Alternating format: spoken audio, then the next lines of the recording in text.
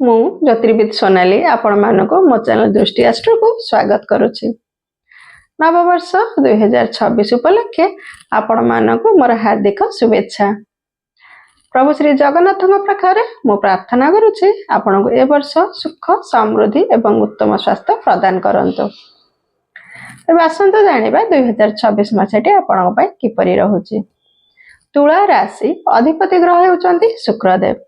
शुक्रदेव हेउचंती भौतिक सुखर कारक। तो यही राशि व्यक्ति माने भौतिक सुख प्रति बेसी अट्रैक्ट होई थांती। जीवन में बैलेंस होई चलंती। भल मीडिएटर होई कंप्रोमाइज मध्य करि पारंती। वर्ष आरंभ रे आपनक राशि रो एकादश भाव रे केतुदेव अछंती। पंचम भाव रे राहुदेव अछंती। षष्ठ भाव रे शनिदेव अछंती एवं नवम भाव रे देवगुरु बृहस्पति अछंती। वर्षर प्रथम भागटी आपनक पई सब प्रकार उन्नति देवार समय। आपण वर्षर प्रथम भागरे मान सम्मान प्राप्ति करि पारंती। आर्थिक स्थिति आपनकर भल रही पारे। जे कोनोसी शुभ कार्य आपण करि पारंती। गुरु शुद्धि रहउची। जे मानकर विवाह हेई पारु नथिला ए समय हेबार संभावना रहिछि। संतान मानक पई मध्य ए समयटी बहुत भल समय। जो माने संतान प्राप्ति करिया को चाहुतिले से माने ए समय संतान प्राप्ति करिवार संभावना रहिछि। वर्षर द्वितीय भाग जून 2 रे देवगुरु बृहस्पति आपनकर नवम भाव रु दशम भाव को चलन करूछंती। कर्म क्षेत्र रे आपनकर लागिवो जेपरे आपन के दायित्व बढ़ी जाईछि। आपनकर कार्यर भार अधिक हैला परि लागिवो। आपण को कर्म क्षेत्र रे कई जने गाइड करि पारंती। आपण जदि गुरुजन माने किबा गुरु किबा आपण तो बड़ व्यक्तिंकर सजेशन नै कार्य करंती आपण पय बहुत भल रहिबो। ए वर्ष आपणकर बड़ भाई भौणी का सहित टिके जुक्ति तर्क हेई पारे। कोन से बंधु मानक सहित मध्ये टिके जुक्ति तर्क हेई पारे। से प्रति टिके ध्यान देबे।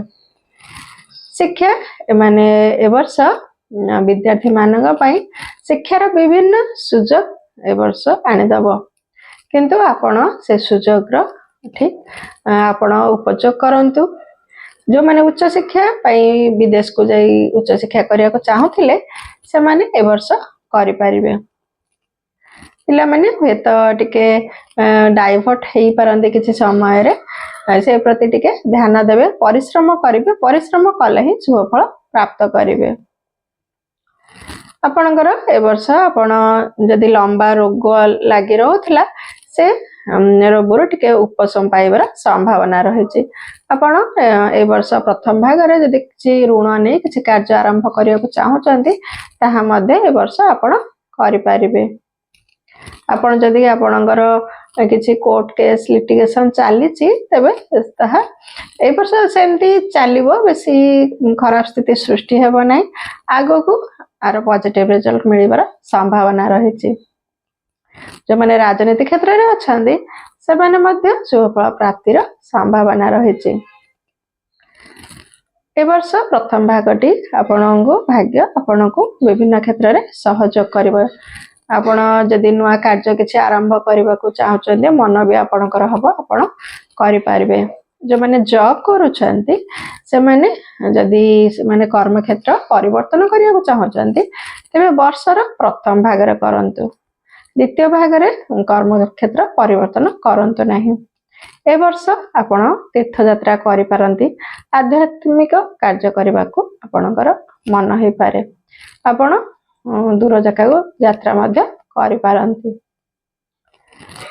लव रिलेशन क्षेत्र रे आपण आपणकर समयटी भल रहिबो। किंतु किछि किछि कथा रे नै आपणकर मिसअंडरस्टैंडिंग सृष्टि होई पारे। आपणकर टिके राग मन रे आसी पारे। से प्रति टिके कंट्रोल करिवे। दाम्पत्य जीवन आपणकर ए वर्षटी मध्यम रहिबो।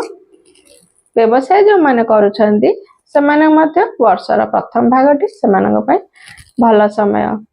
नुआ व्यवसाय जदि किछि आरंभ करिया को चाहुचंती से समय रे आपण करि पारिबे।